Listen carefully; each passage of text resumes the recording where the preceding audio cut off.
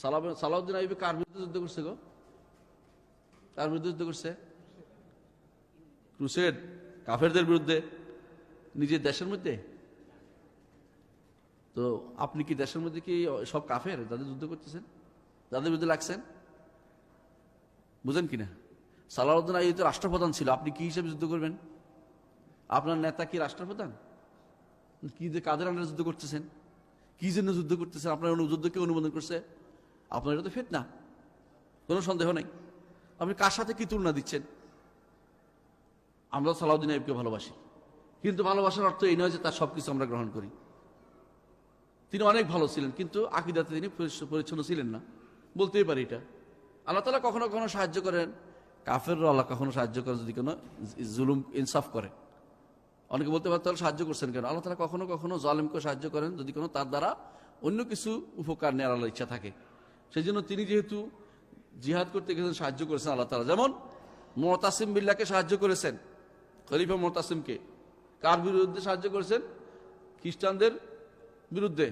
কিন্তু তিনি আবার ইমাম আহমদ ইবনে হাম্বলকে একদিন দুই দিন নয়, মাসের পর মাস পিটিয়েছেন। খালকুল কোরআন মাসালা, কেন মাখলুক বলল না?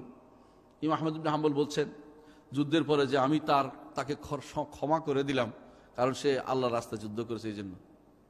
কিন্তু সে তাকে ক্ষমা করেছে ব্যক্তিগত হক, কিন্তু আল্লাহ তাআলার বিরুদ্ধে যে কাজ করেছে এটা ক্ষমা করবে আল্লাহ ছাড়া কেউ করতে ক্ষমতা রাখে না।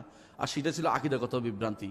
আকীদাগত বিভ্রান্তি হলো কেউ কেউ দুনিয়ার বুকে এরকম জয় পরাজয় সবারই আছে দুনিয়ার বুকে, এইটা দিয়ে হক না হক চিনা যাবে না।